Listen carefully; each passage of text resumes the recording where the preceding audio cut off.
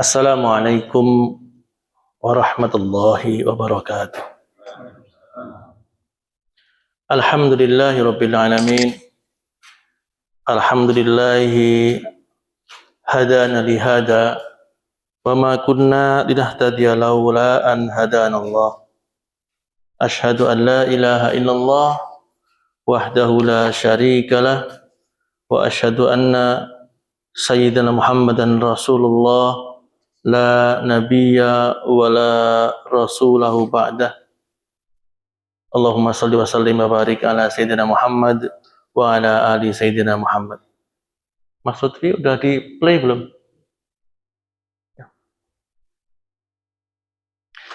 Bapak Ibu jamaah Masjid Al-Fatih yang kami muliakan, kembali kita duduk bersama untuk sama-sama saling watawasau bil haqqi watawasau bis sabr, saling ingat mengingatkan dalam kebaikan, dan itu mudah-mudahan juga disertai dengan rasa sabar.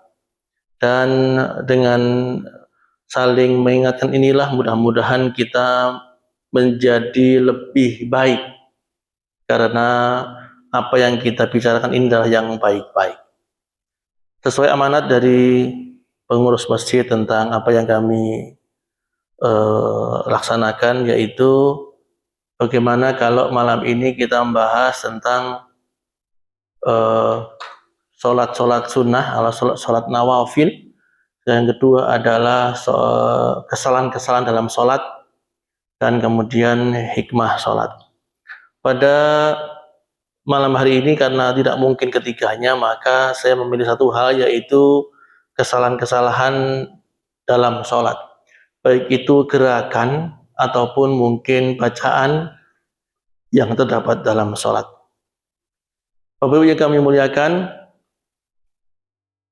sesungguhnya sholat itu kitabam mauquta, sudah Allah tetapkan lewat Rasul sebagaimana yang telah diajarkan oleh guru-guru kita, oleh ustadz, kiai yang membina kita sejak masih kita anak-anak hingga kita dewasa, baik itu lewat guru dunia nyata maupun guru dunia maya, dan insya Allah itu baik. Tapi kemudian ada beberapa hal yang kadang kita ini nakal. Nah, maksudnya nakal itu alah nggak masalah lah, gitu. Nggak boleh itu, ya. Maksudnya menyepelekan hal-hal yang yang memang seharusnya benar, tapi kemudian kita abaikan.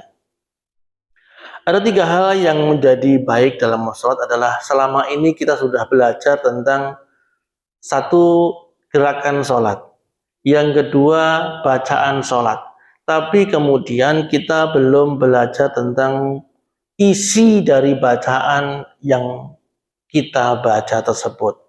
Dan kemudian tentunya ada baiknya kita belajar hikmah, pelajaran apa yang bisa kita ambil dari bacaan sholat maupun gerakan sholat tersebut.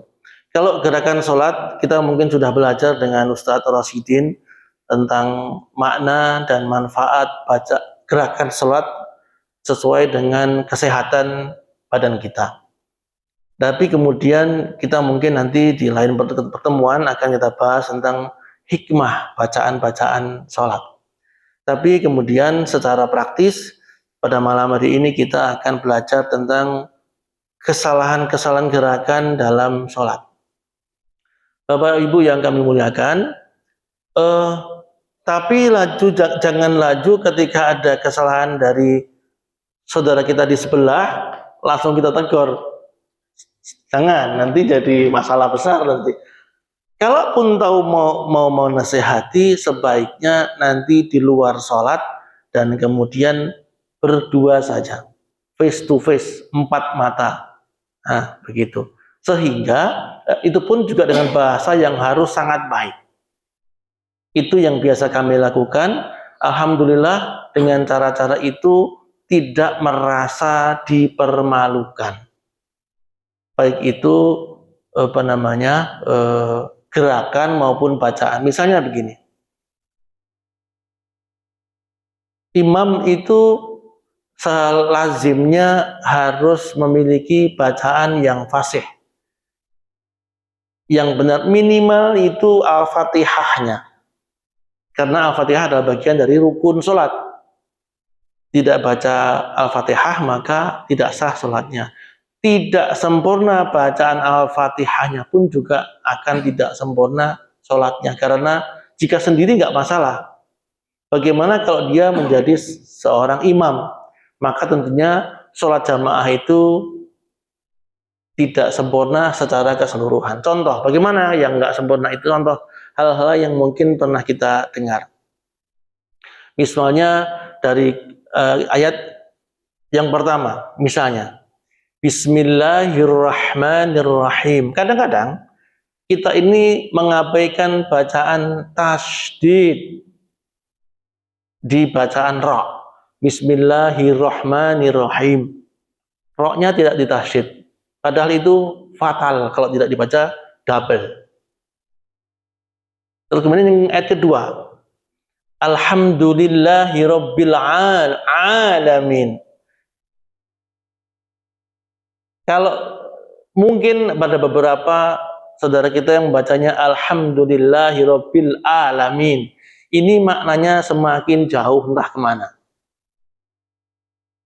Karena Alhamdulillahirabbil alamin adalah segala puji bagi Allah, Rabb, Tuhan penguasa semesta alam. Alamin itu semesta alam. Tapi kalau alamin itu artinya sakit. Kalau misalnya saya pernah diperiksa oleh dokter di sana, mau disuntik gitu. Anta alim, bukan alim. Alim atau alam itu artinya sakit, nyeri gitu. Tapi kalau alam itu adalah semesta. Beda sedikit ya, tapi artinya sangat jauh. Kemudian Ar-Rahman, Ar-Rahim, itu pun juga kadang-kadang terabaikan bacaan ra tasydidnya.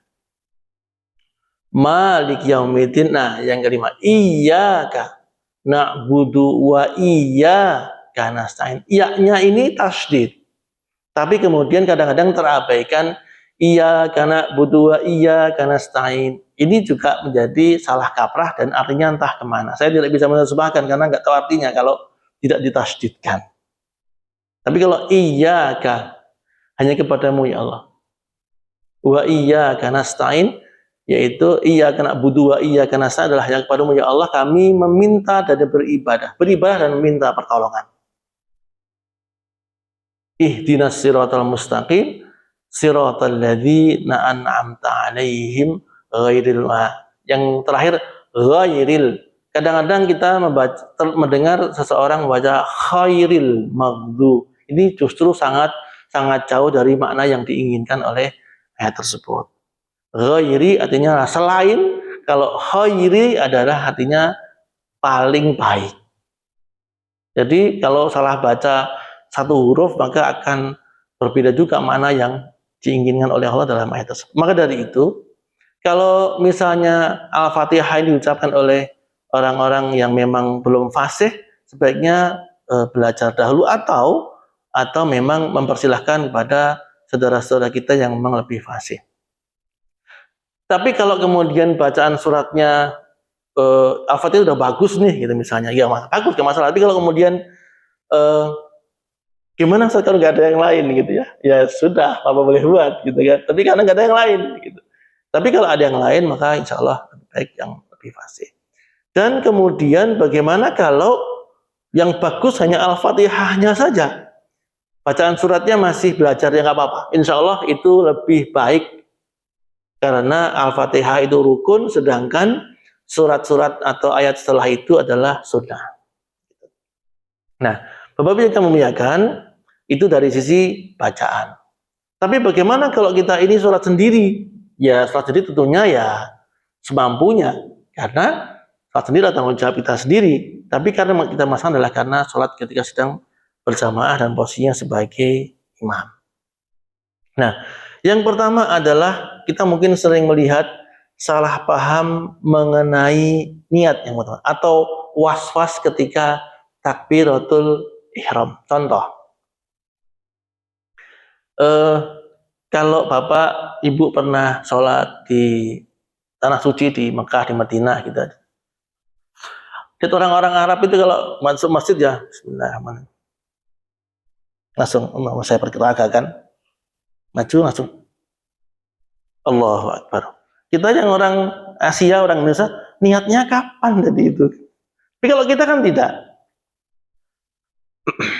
Bismillah.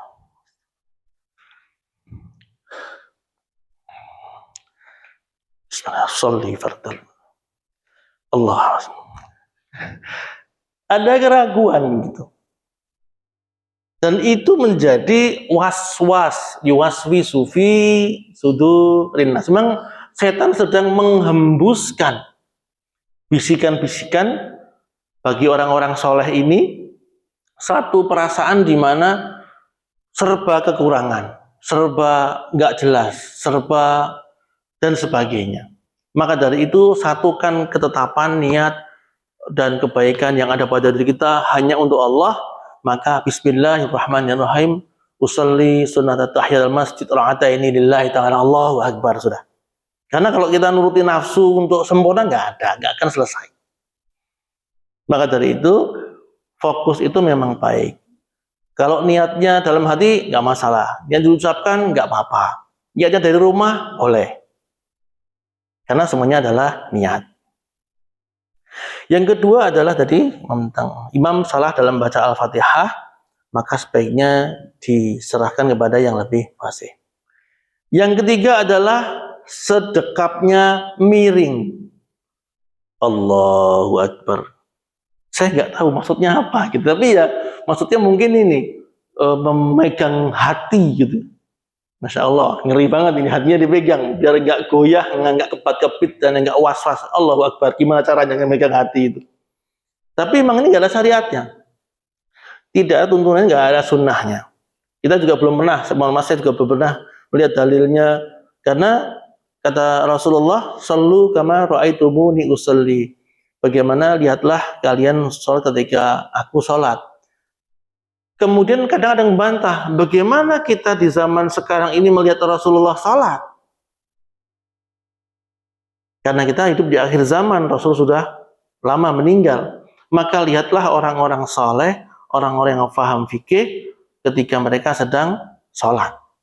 Dan kita yakini bahwa mereka orang-orang fakih, orang-orang paham, sehingga mudah-mudahan tidak menjadi keraguan, karena ilmu zaman sekarang ini betul-betul Allah buka. Ilmunya yang dibuka ya, bukan hikmahnya, bukan tuntunannya mungkin, tapi ilmunya dibuka, sehingga kalau hanya untuk ilmu, insya Allah kita bisa pelajari. Nah ini yang kadang-kadang kita melihat, sebaiknya sholatlah dengan sedekap sebagaimana di tengah, baik itu di dada, di perut atau di pusar. Yang berikutnya adalah tidak tenang atau tidak tumak ninah. Apa itu tumak ninah? Tumak ninah itu adalah perasaan atau keadaan di mana kita tenang. Tenang itu tidak banyak gerak, dan secepat-cepatnya tenang itu, walaupun tidak ada ukuran waktu yang jelas berapa detik, berapa menit, kira-kira ini kalau ulama itu perkataan ulama bahwa sekitar bacaan subhanallah, sekitar bacaan itu. Maka kemudian ketika kita pernah bahas beberapa waktu yang lalu tentang bagaimana hukumnya sholat tarawih yang 23 rakaat dengan 7 menit, apa yang dibaca, kami pernah mencari referensi, yang dibaca semuanya adalah doanya, zikirnya adalah subhanallah. Allahu Akbar, Allahu Akbar, Allahu Akbar, Allahu Akbar. Itu setiap gerakan bacaannya adalah subhanallah. Seperti misalnya doa ketika duduk di antara dua sujud. Doanya adalah Rabbighfirli warhamni wajburni warfa'ni warzuqni wa'afini wa'fuani. Lengkap, itu versi full version, lengkap. Tapi kemudian ada lagi Rasul pun juga membaca Rabbighfirli, Rabbighfirli, Rabbighfirli. Boleh. Karena ada tuntunannya, ada dalilnya, ada hadisnya. Sesederhana itu. Maka dari itu, bagi yang mau super cepat, ada contoh, walaupun itu tidak disyariatkan, mohon maaf. Kok secepat itu ya tentunya tidak bakal tumakninah. Lazimnya kita aja lah. Tumakninah itu adalah Allahu Akbar. Tenang gitu. Sehingga antara gerakan dengan gerakan lainnya itu adalah sekitar bacaan subhanallah. Sekitar selama bacaan subhanallah. Kemudian banyak gerakan-gerakan yang tidak perlu. Mungkin kalau kita tidak seperti itu. Kita ini adalah umat Islam yang unik. Unik itu betul-betul taat dengan aturan yang Rasul contohkan. Mungkin beda dengan bangsa lain. Di negeri seberang sana tuh sibuk benerin imamah, sorban, benerin ininya. Ya laki yang perempuan sama. Sananya istri saya juga sama, Bi. Perempuan juga kayak gitu. Tapi kan saya nggak tahu perempuan seperti apa, kan nggak boleh masuk kuliah perempuan. Sama saja.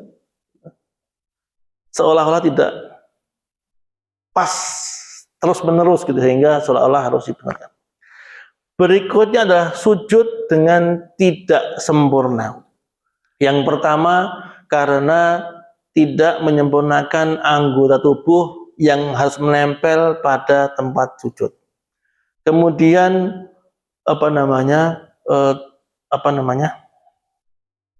sujudnya ini menempel, sikunya menempel tidak sempurna. Seharusnya memang harus begini. Ya. Kalau begini ini makruh hukumnya. Dalam sebuah hadis yang sangat terkenal bahwa larangannya sangat keras, walaupun tidak sampai membatalkan sholat, tapi Rasul mengatakan seperti duduknya sujudnya anjing. Nah, maka dari itu sebagaimana mestinya kita sujud dengan keadaan sempurna.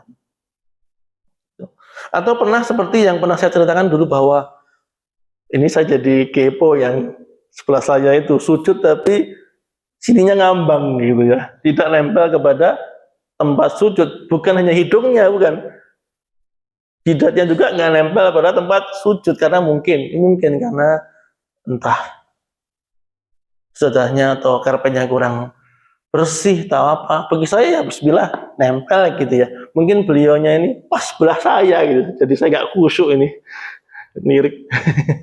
Karena sholatnya zuhur, jadi 8 kali sujud kan, saya lihat kayak gitu. Yang pertama, masa sih? Yang kedua, bener banyak. Rakaat kedua, masih tuh banyak. Sampai terakhir ternyata betul-betul 8 kali itu nggak nempel pada tempat sujud, jidatnya sampai hidungnya. Nah, ini artinya sujud yang tidak sempurna. Berikutnya adalah mendahului atau melambatkan gerakan dari imam. Jadi mempercepat itu juga tidak boleh, melambat-lambatkan pun juga tidak boleh. Waduh, Ustaz, saya itu kalau sholat tuh harus bacanya harus pas, harus panjang, doanya belum sempurna. Kalau belum saya sempurnakan, nggak bisa begitu kalau sholat berjamaah. Misalnya ini ketemu imam yang bacaan cepat, misalnya anak muda misalnya begitu ya, ketemu sholat zuhur atau asar gitu kan dia sir, kebetulan imamnya anak muda yang bacanya cepat. Kita ini orang tua, senengnya yang bacanya yang dilambatkan supaya lebih khusyuk, dan itu khusyuk betul kita. Tapi kan karena imam anak muda, bismillahirrahmanirrahim, masya Allah, tahu Allah, astagfirullah, belum selesai, sempurnakan dulu, nggak bisa, tidak boleh.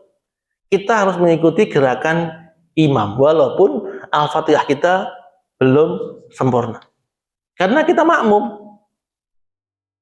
Atau mau pilih infiradi itu memisahkan diri, silakan, tapi malah tambah salah. Nggak boleh kita memisahkan diri gitu, nggak boleh. Karena terlanjur mengikuti, niatnya adalah makmuman lillahi ta'ala.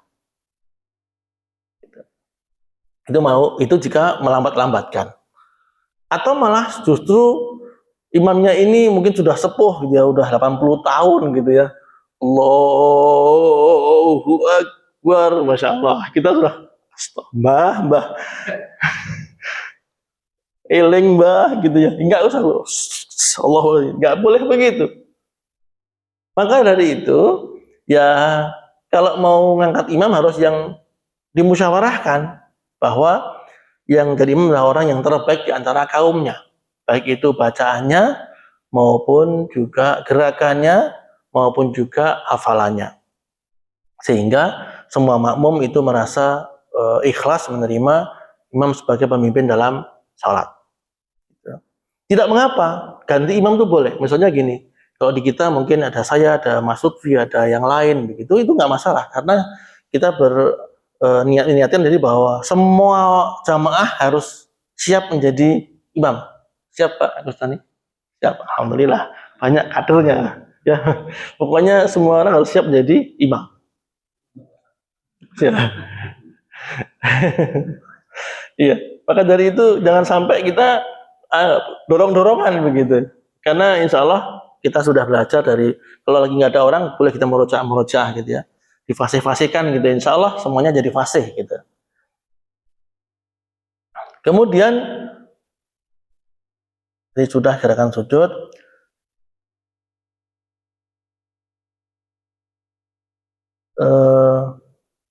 Tidak melihat ke tempat sujud dan atau memejamkan mata. Ini adalah hal yang tidak dosa, tidak salah, tidak batal, tapi hanya tidak baik, makruh. Jadi ada satu hal yang Rasul pernah lakukan dan tegur langsung oleh Allah, bahwa satu ketika waktu itu Rasul sedang kangen dengan malaikat Jibril, yang dimana pada waktu itu kok lama ya, nggak ada turun wahyu. Kemudian ketika sedang sholat, Rasul menengadahkan matanya ke atas begitu. Dan akhirnya Allah langsung tegur dalam sebuah ayat bahwa tidak boleh kamu mendongakkan kepala ke atas ketika sedang sholat. Dalam sebuah ayat, saya lupa ayatnya apa gitu. Nah, maka dari itu hukumnya sangat makruh, sangat dilarang kita memandang ke atas ketika sedang sholat. Maka dari itu sunnahnya adalah melihat ke tempat sujud dan tidak boleh memejamkan mata. Waduh, saat saya tuh kok mejem matanya, itu khusyuk banget. Betul Pak? Betul gitu ya? Betul gitu ya? Sama saya juga. Tapi itu nggak boleh. Mengapa? Mengapa? Kalau mohon maaf, kalau di sini di masjid yang aman, nyaman, damai, dingin begini, nggak ada masalah. Coba misalnya ketika pendidikan survival di hutan gitu, pernah Pak ya? Sholatnya merem, ada ular lewat gitu gimana? Gitu, waduh. Jadi saudara-saudara yang sedang sholatnya di outdoor gitu, nah itu berasa banget. Kalau mejem gitu ada kelacengking gitu, sudah masalah itu. Maka dari itu hukumnya makruh ketika kita sedang sholat memejamkan mata. Nah, walaupun ada hikmah-hikmah lain, tapi ini kan karena perintah sehingga tidak boleh kita debat. Kan sholatnya kan itu kan khusus yang di luar, Ustaz. Kalau di sini kan nggak apa-apa. Iya, bukan begitu. Ini perintah. Jadi sehingga memang kadang memang betul kok, saya juga merasakan ketika memejamkan mata itu berasa lebih ya, lebih apalagi kalau kita sholat saya imam bacaannya agak panjang dan ayat yang dibaca itu agak sulit gitu. Mejem tuh nikmat betul. Langsung di sini kayak ayatnya jalan-jalan gitu, kayak running text gitu. Kalau melek gitu kan lihatnya pintu Ka'bah. Kalau di mejem kan ayatnya running text gitu. Allah, Bismillah, nah gitu seterusnya. Padahal itu nggak boleh. Tapi ya lagi-lagi ini perintah, maka ya harus kita taati. Kemudian tidak merapatkan dan meluruskan shaf sholat. Di sini insya Allah semuanya baik. Tapi Bapak Ibu bisa melihat di masjid-masjid lain itu tidak lurus dan tidak rapat, adalah menjadi bagian yang biasa, yang maju ke sini, yang sesuai dengan shaf, yang agak jalannya kebangetan gitu ya. Merasa bahwa kalau dekatan itu agak risih. Begitu alasannya. Tapi itu nggak boleh karena berjamaah itu harus saling merapatkan. Maka ketika kita mendengar istawu sawu sufufakum, rapatkan, luruskan shaf gitu. Walaupun saya mengutip kalimat dari Ustadz Adi Hidayat bahwa imam ketika sedang akan sholat, ketika perintah meluruskan boleh menggunakan bahasa kita, bahasa Indonesia, supaya apa? Supaya makmum itu paham bahwa yang disampaikan imam itu adalah apa, karena nggak ada syariatnya harus berbahasa Arab. Ya. Mari luruskan shaf, Bapak Ibu sekalian, rapatkan kanan kiri kita agar sholatnya semakin sempurna. Kalau bahasa Arab semua nanti mau apa ini nggak paham saya. Istawu apa nggak tahu. Itulah Tapi kan yang penting adalah bahwa lurus dan rapat bagian dari syariat, kesempurnaan dalam sholat berjamaah. Berikutnya adalah membaca bacaan sholat dengan keras. Ini sebenarnya hanya khusus ketika sedang berjamaah gitu ya. Tapi kalau sedang dalam keadaan sendirian di rumah atau di masjid dalam keadaan sepi orang, nggak ada masalah. Yang masalah adalah sedang berjamaah, bacaan kita terlalu keras. Bismillahirrahmanirrahim. Alhamdulillahirrahmanirrahim. Kasihan sebelahnya, Pak. Walaupun kalau saya pribadi nggak masalah, saya bisa menganggap bahwa itu adalah bagian kehusuan seorang, biarlah, nggak masalah, itu bagiannya orang tersebut untuk agar lebih merasa khusyuk itu ya dengan ada suara-suara itu. Bagi orang lain mungkin nggak bisa begitu. Aduh, sebelahku ini kok keras amat bacaannya, Allah, bikin konsentrasi buyar, gitu ya. Maka kita harus saling toleransi. Kenapa? Karena disinilah kita letaknya kerukunan dalam bersaudara, saling mentoleransi. Toleransi itu nggak hanya kepada umat Muslim non Muslim, bukan. Sesama kita juga harus toleransi. Misal, mohon maaf, ada orang itu yang nggak bisa loh Pak, kaki itu dempet gitu, nggak bisa, risih betul gitu ya. Ya jangan direpetin lah, kecer-kecer pula, jangan, makin berantem nanti kan. Mendingan ya agak renggang sedikit, gak apa-apa. Jangan terlalu renggang ya, dikit gak apa-apa. Yang kedua adalah ketika bacaannya tolong untuk bahwa sekiranya hanya diri kita yang bisa mendengar. Gitu ya. Kalau sendirian nggak ada masalah. Kemudian ada kalanya tidak fokus dan mungkin tertawa dalam sholat. Bapak Ibu, kadang-kadang kita ini teringat tadi ada kejadian lucu ketika sholat Allahu Akbar. Teringat lintasan itu muncul gitu, tersenyum. Kalau tersenyum boleh, tidak batal. Tapi kalau sudah tertawa, ini batal. Batal sholatnya ya, bukan batal wudhunya. Batal, segera batalkan, dan kemudian takbir ihram lagi. Dan nggak perlu keluar shaf, kecuali imam. Kalau imam langsung mundur aja. Nah, ini yang menjadi godaan kita. Mungkin orang kita ini orangnya kocak, orangnya lucu, gitu ya. Mudah bergaul, tapi punya kelemahan, yaitu mudah ingat peristiwa-peristiwa gitu. Tadi itu lucu banget, saking lucunya ke bawah ketika sholat. Itu godaan juga dari setan. Tadinya udah lupa tuh. Begitu Allahu Akbar, langsung ingat. Sama ketika kunci, Pak. Kuncinya lupa tadi itu. Begitu takbir, kemudian langsung ingat. Itulah godaan-godaan setan. Kunci motor tadi kemana ya? Begitu takbir, oh iya di bawah buku tadi. Na'udzubillah min dzalik. Berikutnya adalah ruku', i'tidal, dan sujud tidak sempurna. Ini tentunya khusus bagi yang badannya sehat. Kita mungkin saya pribadi sering melihat anak-anak murid saya di SMP, di SMA, di sekolah saya itu, anak-anak ini rukuknya kok kayak main-main. Rukuknya gimana ya? Kami sudah sering mengajar, rukuknya begini. Kan kita selalu begini nih, ya, lurus gitu ya. Ini anak-anak saya sholat sunnah, ini gimana ngajarin? gurunya, kan guru agama sudah sering saya wanti-wanti, pokoknya khusus sholat itu harus betul-betul jewer betul. Kemudian nggak langsung, nggak seperti huruf L gitu, nggak. Kayak begitu dengan sujudnya. Iktidalnya juga seolah-olah hanya mampir sebentar langsung sujud begitu. Ini bacanya apalah ini?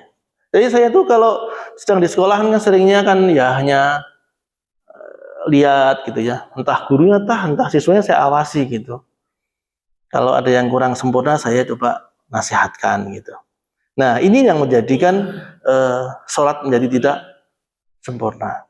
Sujudnya pun juga seperti mematuk burung, mematuk biji makanannya gitu.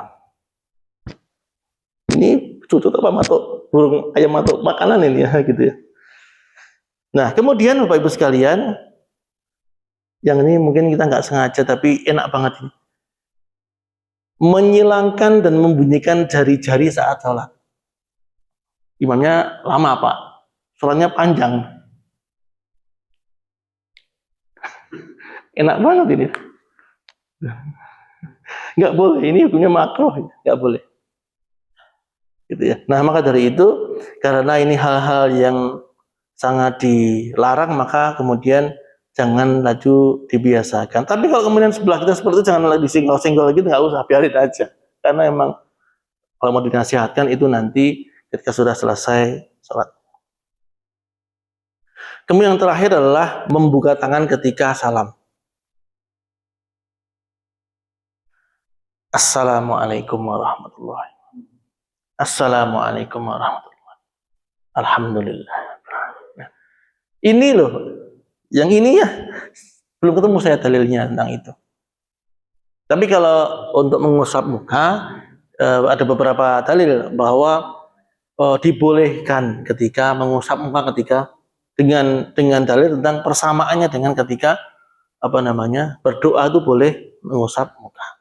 Kalau mentoh assalamualaikum, tidak mengucap salam, tidak mengusap pun juga boleh. Mengusap juga. Tapi kalau kemudian yang membuka tangan dan membuka tangan kiri ini yang belum ketemu dalilnya sehingga memang tidak ada dalilnya, dan akhirnya ini menjadi bagian yang larangan dalam gerakan larangan dalam salat. Wallahu a'lam bishawab. Jika ada yang ingin dibahas, didiskusikan, mari silahkan kita mohon disampaikan.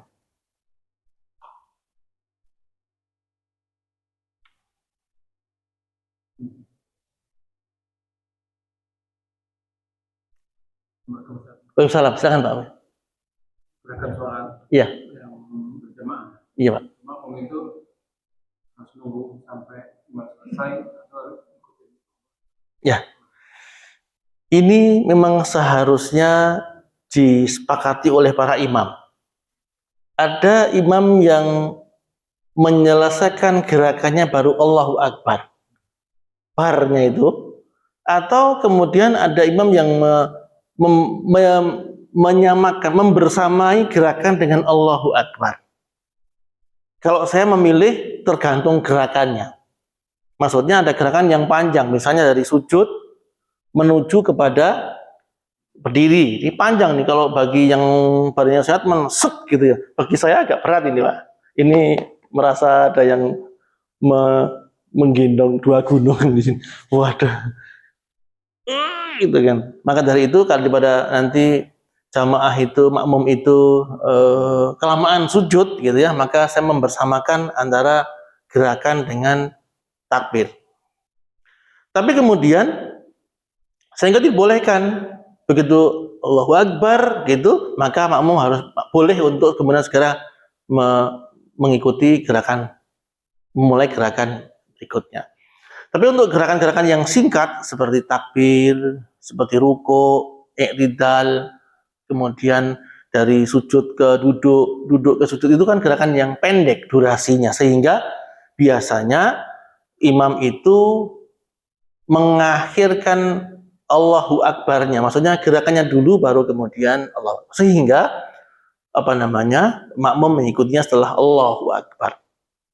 Nah, Bagaimana kalau makmumnya itu yang pernah kita ada di sini, yaitu tunarungu?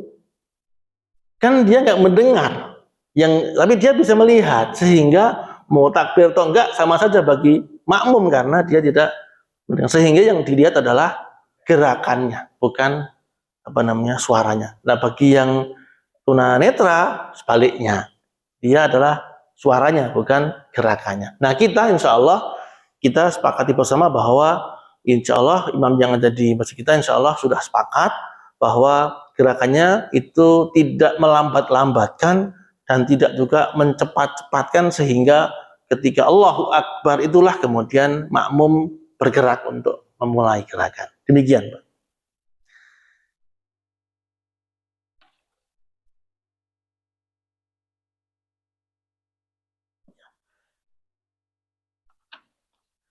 Begitu kira-kira. Ya, jika tidak ada, maka insya Allah kita akan sambung lagi pekan depan dengan macam-macam sholat sunnah, karena ada banyak sekali sholat sunnah yang memang menjadi contoh dari Rasul untuk kita. Ada sholat sunnah yang belum pernah kita laksanakan di sini tuh. Kayaknya sholat khusyuk belum pernah, sholat gerhana. Udah pernah ya? Oh, saya belum pernah ikut. Kemudian sholat istisqa, sholat meminta hujan. Kemudian juga sholat khauf, sholat dalam keadaan ketakutan, sholat dalam keadaan perang, belum pernah juga. Itu kan juga perlu kita pelajari karena gerakannya agak beda.